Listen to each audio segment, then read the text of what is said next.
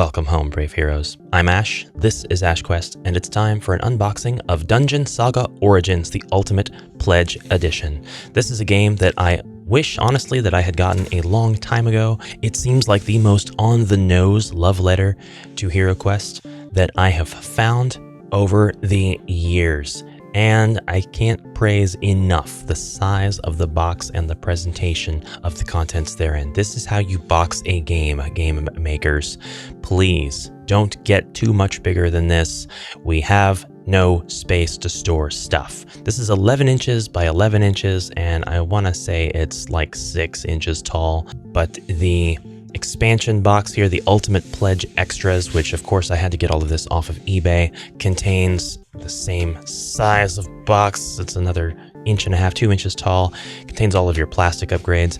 I do probably wish that I had just stayed with the Legendary Edition instead of the Ultimate Edition, because the Ultimate Minis in here, it comes with some things that I'll never use, but it also comes with just plastic versions of the tiles of what's in here. So like if this has a tile bookcase, this is going to have a plastic bookcase. And yes, while I'd rather have the plastic bookcase, I've been made aware that this is all stuff being made by Mantic that I could have purchased retail later at my convenience and not hidden behind an arbitrary legendary tier pricing on eBay.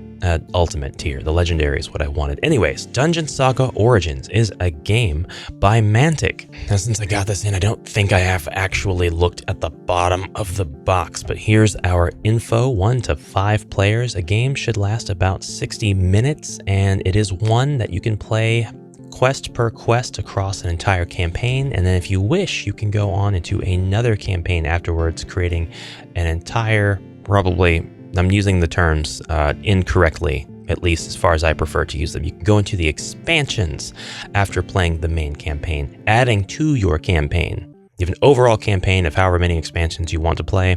There are, I believe, there's 42 exciting quests in this box, 96 models, dice, game tiles, tokens, exploration, equipment, spell, and reference cards. Lots and lots of nice characteristic art, lots of stylized sculpts, and Mantic sculpts stuff for a living. So, I mean, we're going to take a look at all this stuff. We're going to start right here with the contents of the Legendary Edition box. So here we go. The box lid lifts up, and as usual, we check inside underneath because I will do this eternally, and there's nothing in there. So we are met first and foremost with a very small sheet of tiles.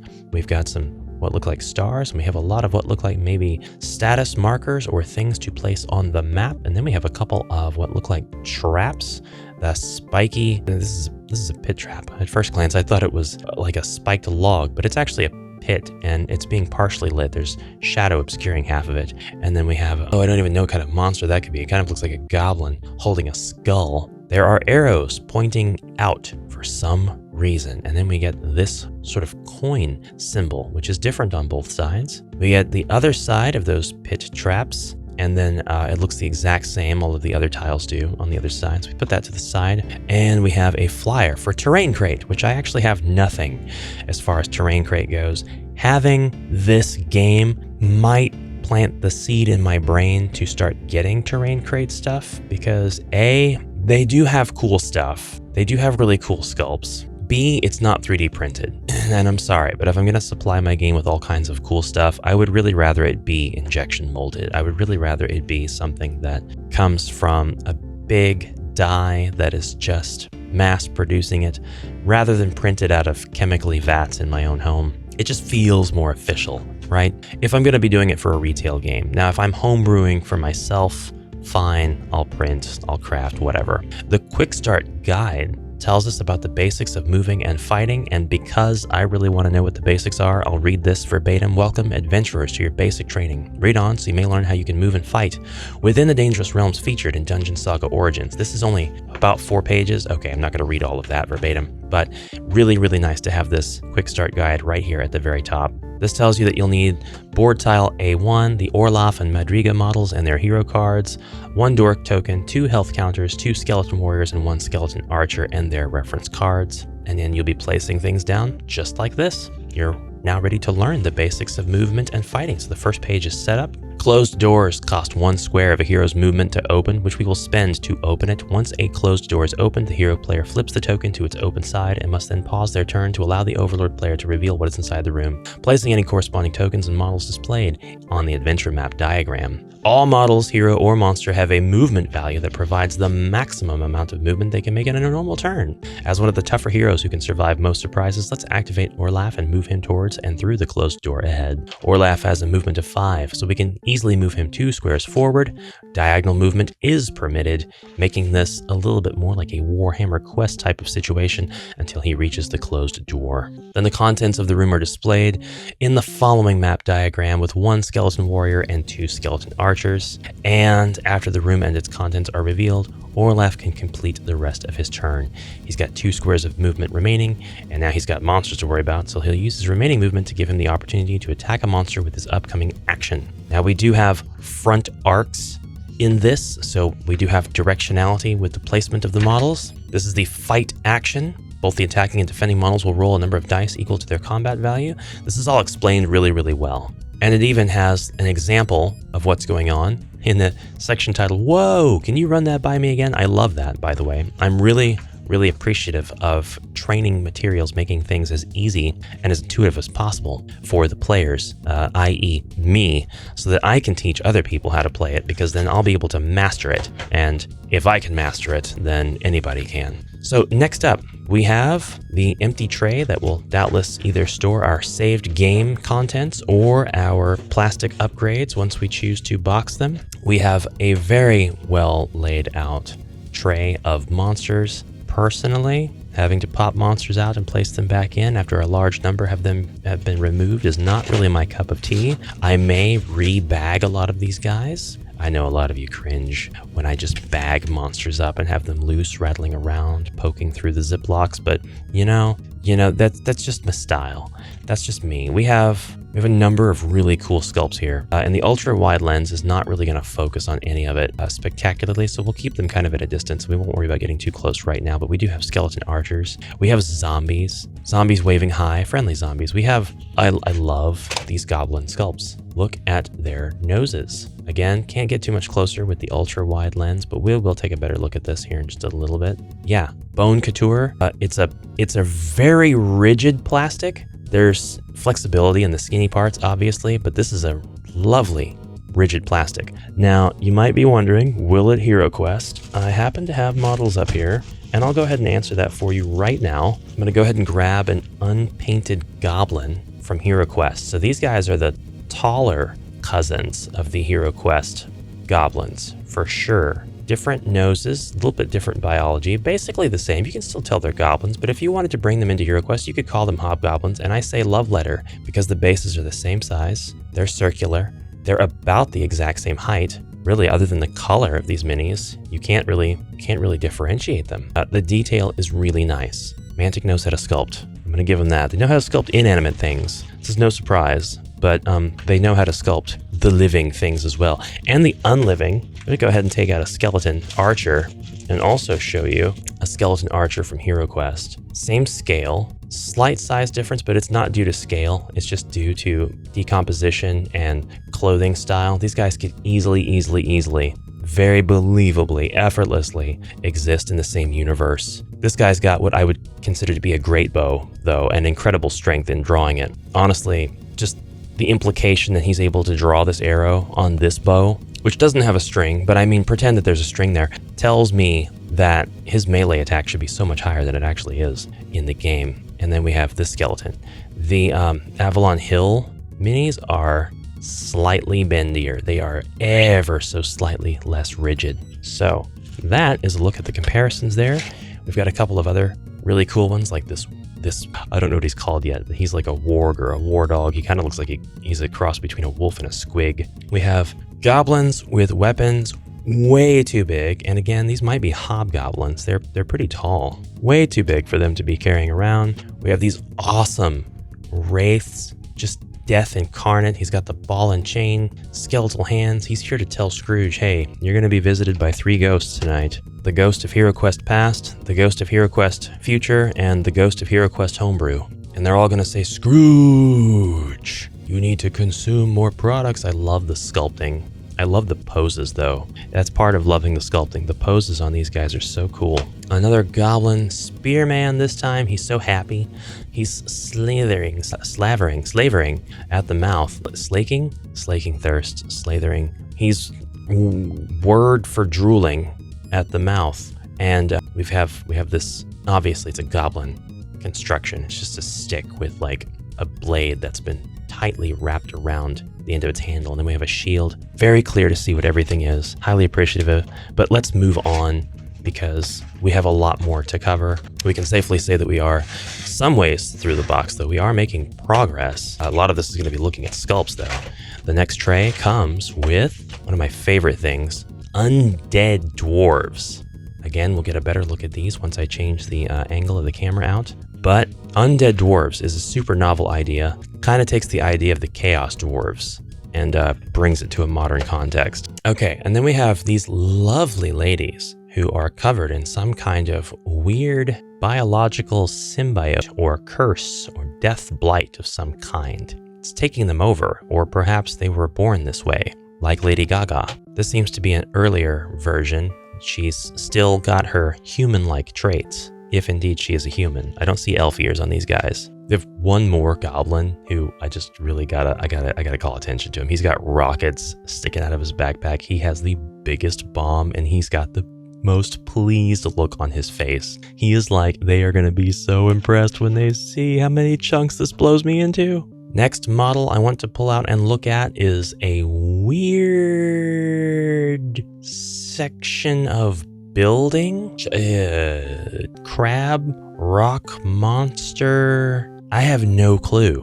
I'm gonna have to see artwork to understand that. That's nuts. Now, if I take all these guys out, I'm not gonna know how they go back in. I'm gonna be lost. And that's one reason why I don't love the trays. I love how the trays work as far as the initial presentation. They do a great job, but I'm tempted, so tempted to disrespect their hard work in laying these out and throw these guys into baggies. We have some people who I think are one-shot bosses or important characters, or perhaps even the heroes of all of this, and we'll get better looks at them as well. We have a cleric, somebody who's in full armor, holding up a mace, reading from a book, cleric of some kind, a lovely elf archer. Maybe she's not an elf, but she is arching her bow, her back. Either way you go, she's serving arrow. And we have this dude who looks like, he looks very wizard-like. He's very strong. His staff is not for the weak. We'll get the deets on these guys moving forward. If there's somebody here that you want a better look at, stay tuned because we're going to pan in and show everybody up close. Okay, that makes up roughly half the contents of the box. Next, we get what looks to be a DM screen. I think that's what this is. Everything's coming out of the packaging now. Everything is now getting truly unpackaged. And this is, well, this is a selection of prints. This is actually just artwork. That's nice. We have one art for each of the major campaigns, it looks like. This looks like the dwarves versus what could be undead dwarves, or perhaps these are construct dwarves, and we get a little bit better look at what those weird rock monster with the strange construction pieces drove into them look like. Yeah, no, go ahead and make fun of me for my understanding. I'm just looking at pictures, man. We've got the Slanesh-ish, elvish abomination people. They're looking great. They're looking great. Lithographs. These are going to go into a box. I'm probably never going to pull them out again, but they look great anyways, so that's nice. This sort of thing I'd probably place in the Ultimate Pledge Extras box and just not touch. Next up, we've got the tiles. Not because I don't like it, it's because I'm just not going to use it. The tiles are, I can't say plentiful. There's only 7 here. And this isn't quite like expansions of games like HeroQuest where all your stuff comes in a separate box. It's all here in one box. So to that end, I wish they wouldn't call them expansions, but I do understand that this might be a printing that just incorporates everything rather than, oh, you know what? Now that I'm thinking about it, I'm pretty sure they do sell these expansions in separate boxes. And I'm kind of wishing that I had gotten them each separately because I really like how the different boxes to this look. They really look like classy expansion boxes. It might be worth looking into. I might actually look into that. But we have a lot of different room tiles here that are presented on large modular tiles. I like this approach because as much as I like the HeroQuest board, love the HeroQuest board in fact, the only way that it could really be improved is if you did cut it into about a section of 6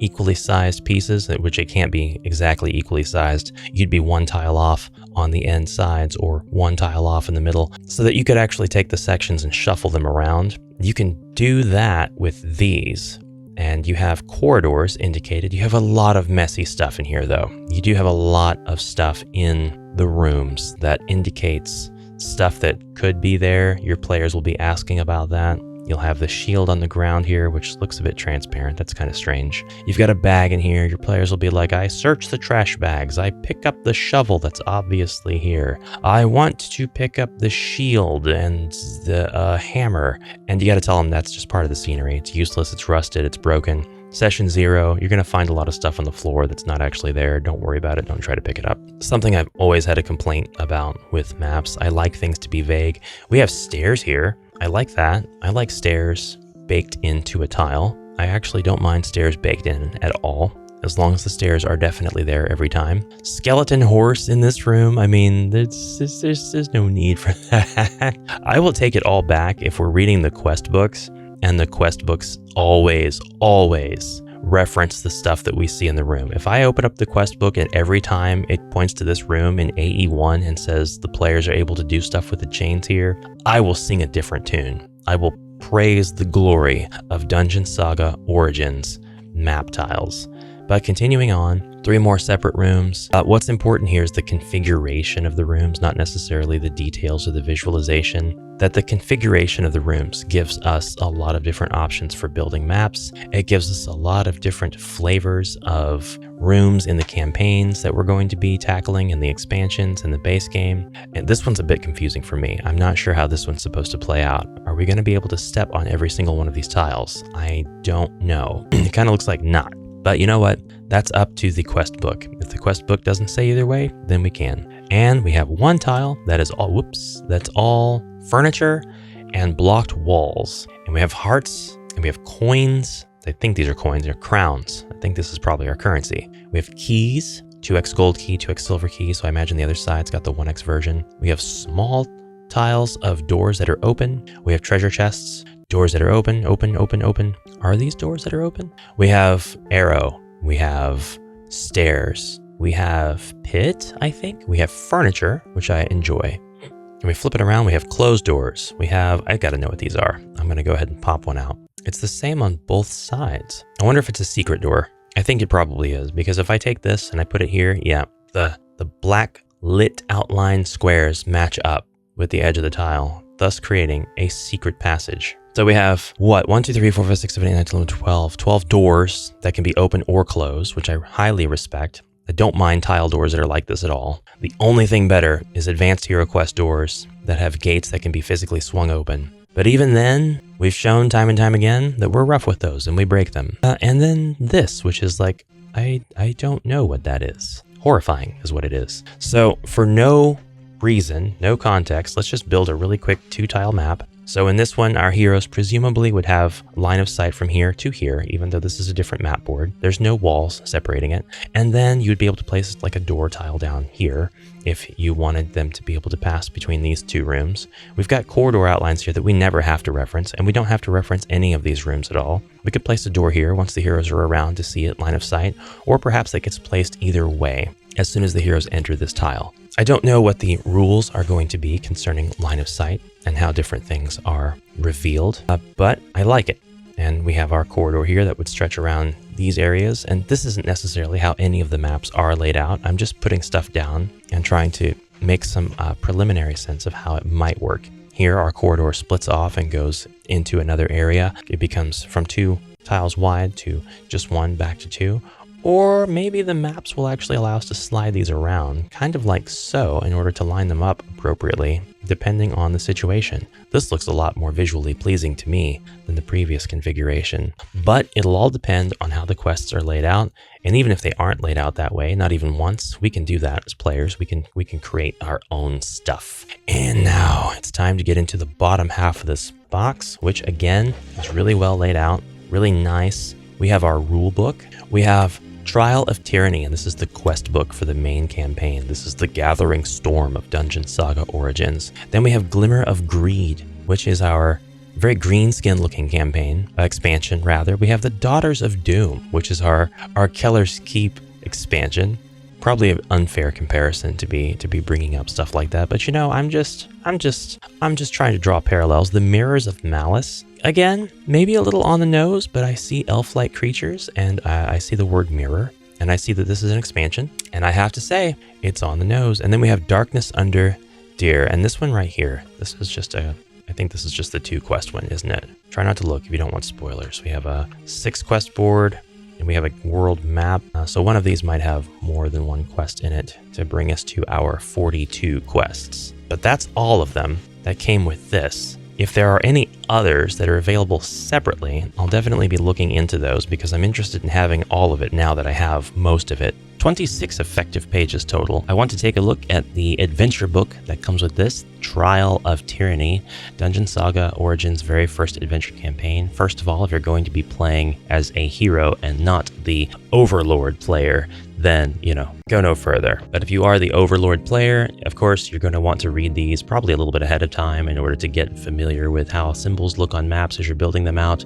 things like that. We get the story that introduces us to the world and why we're even here, and the book changes orientation to show us, kind of like HeroQuest, where the quest notes are on one half of the book and the map itself is on the other half. This very first quest does not quite line up. It really messes with my OCD that they couldn't fit everything on one half of the book and the map on the other. It would have been really cool to see it that way, but this first page has got to give us a visual key. You can kind of see that there are marauding monsters, and in this case a zombie. Objective, find the secret passageway. A, traps, a line for traps, and then we have a key, a visual that shows you everything referenced for the rest of this book. What the initial model facings should look like, the symbols for each, the boards and their different letters that tell you exactly which board, which orientation it needs to go in, which side. Our 4 starting heroes will be down here in the corner. They'll worm their way through the corridors and doors, opening things up, avoiding traps and fighting monsters, getting treasure,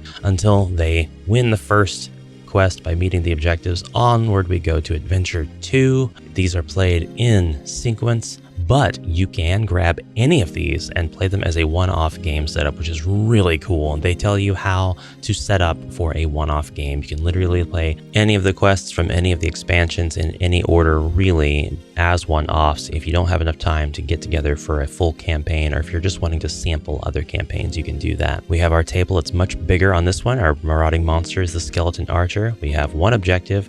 We have 1 line for traps, and we have legendary text. When the room with bookcase X is searched, no exploration cards are drawn. Instead, the heroes find the Dinlaf's amulet of warding. This is legendary gear, and we have special rules. So this is kind of how the adventure design is set up differently than, say, HeroQuest, which I did say earlier. This was very much a blatant love letter to that. This does seem to present itself in a very different way. I can see this being formulaic, but it's its own thing. It's its own formula. We've got 3 map boards down here this time in sequence. Looks like we've got 3 on the next one. Adventure 3, Paths Forced Apart. We again see that there are one-off game setup instructions. We'll see those in every quest going forward. We can see who the marauding monster is, the dwarf revenant this time, and we get our details showing us how to set this down. We know exactly how much room a game of Dungeon Saga Origins is going to take as we begin the quest. The first quest book has 10 quests in it. We will move on to take just a glimpse at the very first expansion, and I won't be showing you all the stuff here, but this is Glimmer of Greed. This is kind of like the green skin expansion for Dungeon Saga Origins. It looks like they did pay a little bit more attention to keeping things on one side of the line. I think that was always the intention, but it looks like they paid attention to the scaling of the maps and the visual assets as well. We've got our handy content guide, a map. We've got all of the text introducing us to this, but what's really cool is that this is designed as a follow-up storyline to Trial of Tyranny, which you might have guessed anyway, and you'll take your heroes that you used to beat the first campaign right into this expansion campaign. However, you'll have your same equipment, legendary gear, gold heroes. You can also, we have explicit rules as written instructions for bringing brand new heroes into this campaign. So you need not start out with a completely blank slate. You can actually grab somebody brand new and level them up appropriately before bringing them in, which is instructions that we don't get in certain other games.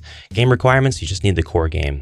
Expansions past this, such as Daughters of Doom, don't seem to have to be played in any particular order. It looks like a couple of them, or two of the ones that remain, actually, they can be played in either order. We have subsequent storyline following the Glimmer of Greed expansion. Okay, keep that in mind. It only follows the Glimmer of Greed, so you need the core game and Glimmer of Greed. And because it actually requires Glimmer of Greed, it's going to be using assets from that expansion, which also makes this pretty unique against another game like HeroQuest. But when we go into the Mirrors of Malice, this one is only designed to be a subsequent storyline following the Glimmer of Greed expansion. So again, our game requirements are going to be very similar. Storyline wise, it follows Glimmer of Greed, but it actually doesn't require the Glimmer of Greed assets. At least that's not in the game requirements. Hopefully that's not like a typo or a mistake, and that it really truly does not require that. So it just goes on to show that you can play either of those two expansions in whichever order you like after you complete the Glimmer of Greed. This last one, Darkness Under Deer, it requires everything. It is a very inaccessible but very challenging and rewarding expansion. It is designed to be this way. It's saying, hey, you can't play this one until you have finished everything else. But once you have, this is your last campaign. This is your last boss. I mean, notwithstanding homebrew and your own creations, this is the lore final campaign, or at least the hardest one, the last one so far. And there's not 10 quests in this one. There's actually only like 2. We get this intelligent foam separator, which we may not need after everything's popped out. We have more furniture. This time we have, it's actually kind of hard to discern. Are these torture racks? Are they for putting heroes on and stretching them out? I think so. I think that's what they are. The opposite side of the tile has got the same thing. Then we've got bloodied tables, and we have sarcophagus and coffins, which can be opened up. We have variations with and without skeleton, with and without mummy, presumably to allow us to enact certain things that happen whenever we uncover one of these. So it's random on one side, but distinctly different on the other. I think that that's really cool. We have a lot more of these little tiles that might indicate status effects. And then we have an old man face, which converts to a young, pretty person's face. You know what? I'm not shaming the old man. He's beautiful. We have a double door tile as well, which is open on one side, closed on the other. So hooray. Then here we have lots of great treasures. We have piles of treasures, which maybe these are like the indications of hero belongings after a hero has fallen, or could be used as such. We have other trap tiles that have arrows, and I'm guessing this is like fire coming up out of a pit. We have more furniture tiles. We have sigils that are marked out on the floor. We have a mirror. We have a pool or a fountain of some kind. And we have runes. And those are all of our tiles that come with the game. We are now ready to take out, is this one piece? Yes. Last big piece, come on. And this last piece is gonna contain some really important bits for the game overall. We have different decks of cards. We have the Elf Ranger, Madriga, getting unpackaged. What are these? These are the cards that give us the details for our heroes and enemies. The heroes have 2 sides on them. One is all lore and the other one is all stats. The anatomy of the card shows different colors of hearts, a death symbol, presumably when we reach the end of our life. We have 6 movement, we have 3, I believe, attack, 4 ranged attack, and 2 defense, if I'm not mistaken. Haven't looked at the rules yet. Her special is Sure Shot. Once per game, Madriga can re-roll any one of her dice when making a shoot action, and her feats are Hail of Arrows or Lethal Aim. We have Daenor, the human wizard. He looks upset about something. We have Orlaf, the human barbarian. And as always, one of his feats is Whirlwind. We have Rorden, the dwarf fighter, with all of their hearts being the exact same configuration and same colors. I'm wondering if they have a special ability they can do when their heart is at green versus when it's in the blue range versus when it's in the red. We have the undead dwarf lord, the zombie troll tyrant, nasty. We have the butcher flesh ripper. These are things that we're about to unpackage. Soulbane, a monster boss. Indicative of leveling in this game, we see that this boss has a level 6 and is cunning. Ironcaster, a monster boss, may use the infernal set of spell cards. Azud Doomfire, a monster boss. Goblin Bigot, I like him. Bruco Grimshank, and by the way, the opposite sides of these guys just have generic art. They've got generic backs, showing that they are bosses. Fenariel Duneborn, an elf warlock. I love the artwork for this elf, love the braids and or cornrows on characters like this. More lore on the back. Haderus of Wolfmarch, a human monk. Jane Klemth, a human cleric. Saulion of Tarkus, a human paladin. Svarig Ravenbolt. Melissa Padfoot, a halfling rogue. I love her already. She's automatically my favorite character. Crone, monster boss. And Zariel Duskweaver, monster boss. I think we may have looked at their sculpts already, but here are some more sculpts we can look at, which we'll just go ahead and switch over to our lovely other depth of field. Okay, with the f-stop at 1.8, we should be able to get a better handle on focusing some of the monsters in this game, some of the bosses. They have round bases, and they're not really beveled like the HeroQuest bases, so these bosses won't stylistically match the bases. This guy has got half of a person in one hand. Disgusting. Absolutely abhorrent. Long sword, lots of teeth on the shield, faces. So cool. Really awesome. I'm going to go ahead and lower the camera into the deep depths of the miniatures presented here instead of taking them all out. Multiple faces on the body and on the arms of that one. Reminds me of a Turok character. Seeds of Oblivion. Guy's about to throw a huge stone. We've got this jerk dwarf spellcaster. We'll take care of him. I didn't realize that guy was so short. And then we have these lovely, I'm just going to call them gene stealers, because why not? About to come to a kingdom near you.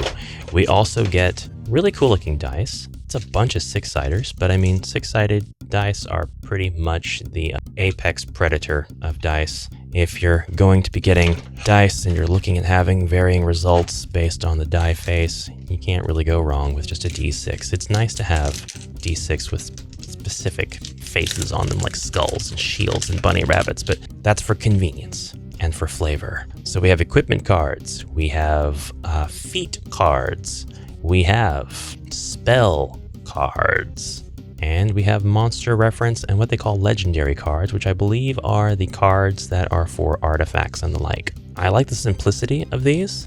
Don't mind that at all, really. I'm thinking it's going to be standard fare as far as cards go. Not that there's anything wrong with that or anything bad, but if we don't see too much variation, then I won't show all the cards off. I will look at the backs. We've got exploration cards. We've got monster reference here, legendary, equipment, spells, monster, kind of all over the place. And I'm kind of wondering if these are separated by expansion. All of these have got a sort of moon, a crescent symbol in the upper right corner. And when I take this and look at the upper right corner, I see what looks like a sort of a strange skull versus this one, which has a dwarf symbol. And now that I look at these, would you look at that? These all have a green K in the corner, which means these are probably Kickstarter exclusives or like stretch goal cards. So I'm guessing Melissa Padfoot was a stretch goal hero and the like. So let's just take a look at one of these stretch goals. I'm assuming that's what they are. Kickstarter exclusive cards.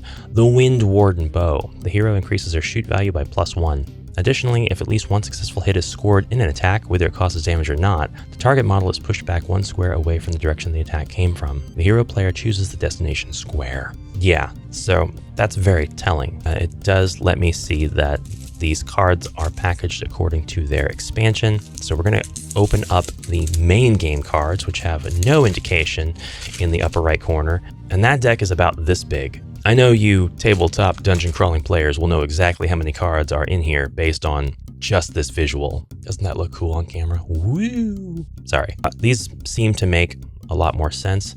This is the Overlord mood. The Overlord mood is either passive or aggressive. The Overlord mood.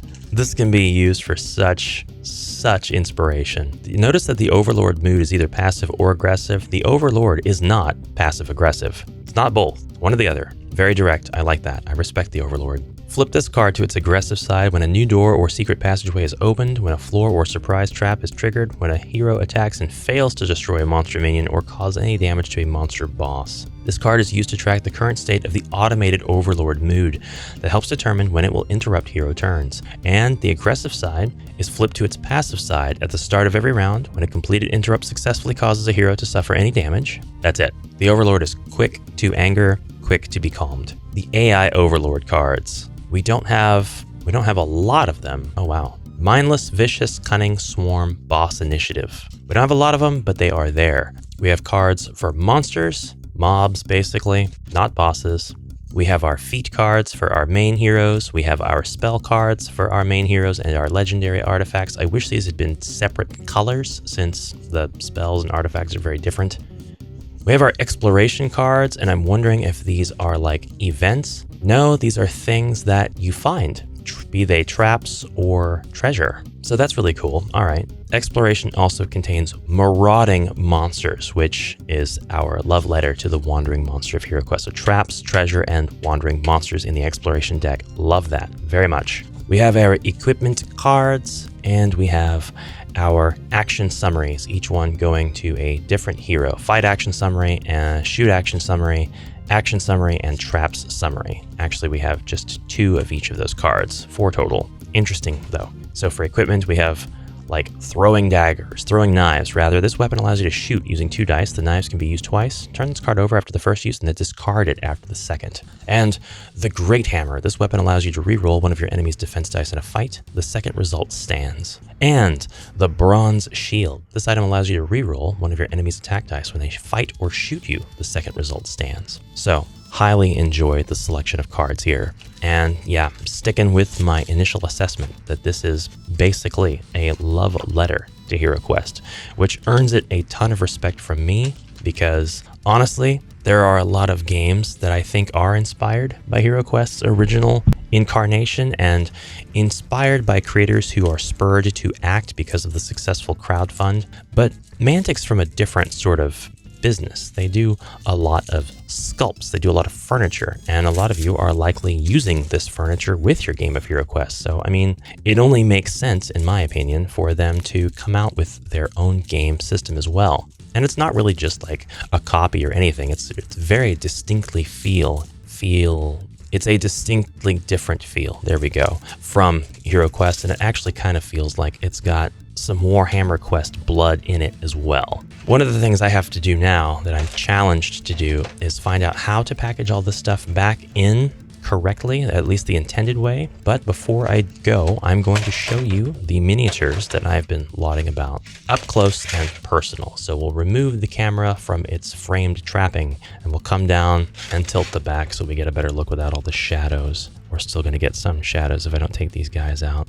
Like I said, I love the bomb goblin. I love these. What are they? Automaton dwarves? Chaos? Undead dwarves? Oh, we didn't get a good look at these elves. If indeed that's what they are. These sisters of battle. They look great. They just look great. They know how to sculpt. And the aesthetic is very, very close as well to this nice, sort of generic, distinct but still sort of generic enough style of the 2021 HeroQuest. I do apologize for making constant comparisons and references to that game, but I mean, the game is a large reason why this channel exists. And I know a lot of people are going to ask about the comparison and scale because a lot of folks buy games just for the components so they can homebrew stuff for HeroQuest. And yes, I'm going to tell you right now, if you pretend your assassin there is about hero sized, and she is from HeroQuest, then I mean, yeah, you can use literally anybody in here as a hero or a villain, a monster for HeroQuest. So that'll potentially sell, a ton of these copies of games. I don't want to forget about the Ultimate Pledge extras. I do want to show you that furniture, so we'll get another close look at some of the stuff in here before I go. Again, awesome sculpts of goblins. They're very Pathfinder-esque. Lots of undead here, lots of different undead. So, we actually have undead dwarves as well as whatever was going on in that other box, so we do have a distinction made there. We just have lots of dwarves to beat up. Sorry for all of my dwarf fans out there. Your short kings are about to get wrecked, but don't worry, there are other short kings taking part in the wreckage. This box is a very simple open from the front, and the contents that are here at the very top are super interesting. And then there's a box inside containing all of the minis. You're not missing anything. I'm just placing all this to the side because it's beginning to get very crowded and messy up here, and I'd rather it not stay that way. So first things first, and we won't even really take this out. This is the dice tray. It's made of neoprene and it has snaps in the corners. So we're able to make our own dice tray to roll our dice in. I will take this out because if I'm not doing it now, I'm just going to end up doing it later, and I'd like to get rid of all this packaging. But I won't build it. Actually, I will build it because why shouldn't I? I'm actually really happy to see a dice tray that's neoprene. I like it. It's like a dice bowl, as a matter of fact. And why wouldn't we demo it? Why wouldn't we go ahead, empty out all of these dice, which feel great. They feel like Warhammer dice, though. There's just a bunch of D6s, so of course it's going to remind me of Warhammer. There's just some really good rolls in there. Lots of 6s, 5s, and 4s. I'm ready to destroy some enemies with a roll like that. Or be destroyed, because that was probably the roll the enemy would have against me. Moving on, we have a neoprene, what looks to be either a player mat or perhaps the Dungeon Master mat. It's something that's going to allow card placement, so it's very much based on our Malicious Mirrors of Malice expansion. God, it feels so good. It feels so good for neoprene. This is solid neoprene. We have the DM screen. This is the DM screen I was thinking of earlier. I knew that we got this, and it is a fourfold. So basically you're going to be seeing art from all of the expansions and campaigns here. Your players will be seeing the art anyway. What you will be seeing is lovely, pocketed, quick reference rules, order of play, front and rear, blank on the back so you don't need them, but you can put whatever you want in these because they're like folder-esque. This is easily one of the best DM screen features I've ever seen. Kudos to you guys. Kudos to Mantic. Everything that was designed for this has been done with high levels of intelligence, and I appreciate that. The last box that I have to open is full of bags. So we'll get into the contents of these bags and we'll do another zoom in close range look to see what they're like. But essentially each bag is going to cover base game or expansion, and it looks like we might have a bag that has the contents of 2 expansions. And then all of the bags are individually bagged with more bags, and then there's some bags here that have been sculpted. Anyway, Mantic furniture, ladies and gentlemen, the first time I'm showing Mantic furniture on the channel. And I would like to put this on the HeroQuest board, but I don't have that board up here, so we might do that in a separate video. But there's our bookshelf, very, very tame 2-tile bookshelf. We have a ladder, which could stand to be straightened out. But do I care? Not really. The ladder will go up against the bookshelf. You can easily take 2 bookshelves, stack them on top of each other, and make a really, onto the floor it goes, tall bookshelf. We have a corner bookshelf. That took me a second. Corner, very clever. Clever. And then we have a variation that should only take up like 1 tile. So we have all kinds of stuff for your library scene. Really cool.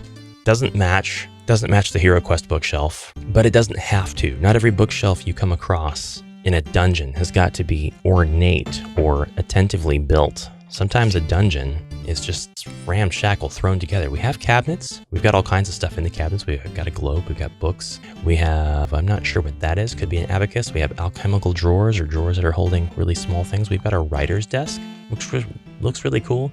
Kind of out of place. I don't think it really matches the scale. I could be wrong. I'm not wrong. It's knee-high to the 32mm scale. This is for a smaller scale, but it still looks nice. I'm not gonna knock it too bad. I love how it feels. It's injection molded. We have pile of books. Hard to see. Pile of books takes up 1 tile. You could search it. I would let you search it if I'm gonna put it in the room. We have a few more things I'll go over. Various doors. All are made of a super rigid, very 90s feeling plastic that I love. The blocked door, definitely a 2-tiler. Yeah, oh, it's so nice. That's so nice. That's not the same kind of plastic as this stuff at all. This is rubbery, almost. It's very, very rigid, but it feels at first touch that it's going to be. This is smooth. This is very much something that feels like it could have come out of a 90s game box. We have several packages of those doors. I won't open all of those. We'll go through this one. Dungeon dressing everywhere. Rubble. Just stuff that's completely blocking your path. That's what this is. Logs. Why logs? Why not logs? Lots and lots of boxes taking up tiles in the corner of a room. A crate. Mantic crates. Mantic crates are great. I see that now. I see the light. Mantic barrels. They're great. I see that now. Taking up space. More rubble. Blocking your way. More. What do we have here? Do we have possibly treasure? I'm not sure. I'm not sure. This doesn't stand up. It stands up like this. Looks like it could be treasure. Maybe we put it on top of a cabinet or something. And then more rubble, fallen rock tile, blocking your way. We have little things that fell out of this package. These are mice. These are little mice. Little mice and skulls. Mice and skulls. Because why wouldn't a game from a mini production company have mice and skulls? We'll open up this package. Another thing that fell on the floor. I'll never find it again.